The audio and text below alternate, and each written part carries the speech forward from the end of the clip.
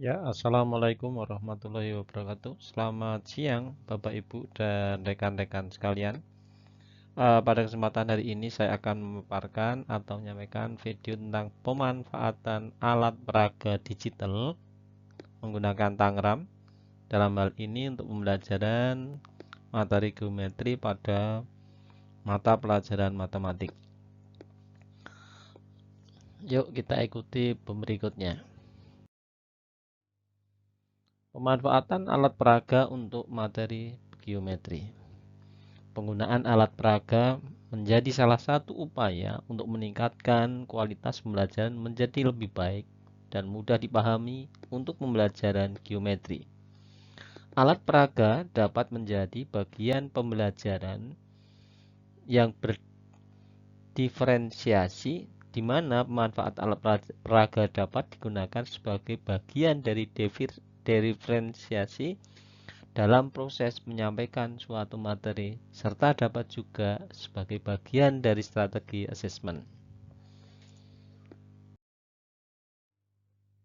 Jenis-jenis alat peraga geometri sebenarnya ada 3. Di sini ada Tangram, Geobot, kemudian model 2 dimensi atau 3D. Namun dalam hal ini saya hanya akan membahas salah satu di antara 3 ini adalah Tangram. Baiklah, kita lanjutkan alat peraga digital Tangram. Tangram adalah sejenis teka-teki atau permainan puzzle berupa potongan-potongan suatu bangun datar yang terbuat bisa dari secara manual, dibuat dari papan atau triplek ataupun kertas ataupun kayu. Nah, dalam hal ini kita akan menggunakan yang virtual atau yang digital sehingga diharapkan lebih memudahkan, lebih praktis dan lebih menarik.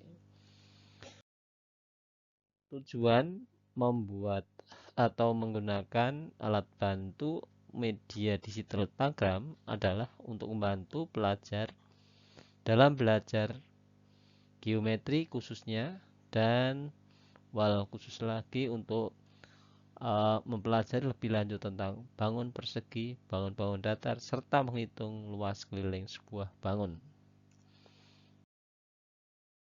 Adapun manfaat di sini ada 2, dari sisi kognitif maupun psikomotorik. Kalau dari sisi kognitif, Tangram ini dapat digunakan untuk belajarkan konsep-konsep yang dianggap abstrak sehingga akan menimbulkan hasil yang lebih baik dan lebih real. Dalam hal ini lebih konkret. Nah, Tangram juga dapat mengembangkan psikomotor siswa dalam menyusun potongan-potongan Tangram ini menjadi bentuk-bentuk bangun datar yang lain yang dimana tidak seperti aslinya. Seperti halnya kita kreatif membuat semacam gambar manusia atau rumah, binatang dan lain sebagainya. Nah, jenis Tangram di sini ada 3, namun yang akan kita gunakan nanti masing-masing punya kelemahan dan kelebihan. Salah satunya adalah Tangram online. Tangram online ini sebenarnya sederhana tapi cukup untuk memberikan gambaran kepada siswa mengenalkan bagaimana bentuk-bentuk dasar bangun datar. Kemudian yang lebih kompleks dan lebih spesifik adalah Mantigon Tangram. Di sini sebenarnya sudah banyak sekali isi dari Tangram, berikut beberapa aplikasi termasuk game dan untuk permainan lainnya. Sehingga diharapkan dengan yang Tangram Mantigon ini anak sudah mendapatkan secara all in, artinya sudah semuanya ada di situ. Nah, kemudian tidak kalah juga produk dari BBGB DIY ini membuat semacam Tangram juga. Namun di sini ada sedikit kelemahan dan juga kekurangan. Kekurangannya jika salah satu dihapus maka semua gambar akan ikut dihapus. Nah, dalam hal ini silahkan bisa menggunakan tiga-tiganya dengan baik. Tergantung spesifik dan arah kemana dan dengan siapa pembelajarannya akan disampaikan. Tergantung jenjang pembelajarannya. Baik, kita lanjutkan kemudian. Nah, sekarang untuk menggunakan tanggram sebenarnya ada tahap penanaman konsep dalam hal matematik.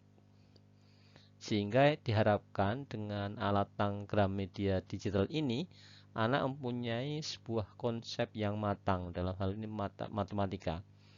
Kita lihat yang pertama, anak akan bisa menggambar secara kreatif. Hal ini sebagai daya tarik awal di mana anak untuk mempelajari tanggram ini akan lebih nyaman, lebih tertarik dan akan enjoy. Sehingga kalau mereka sudah merasa senang, maka akan bisa menyelesaikan materi-materi geometri ini dengan lebih spesifik dan lebih kompleks.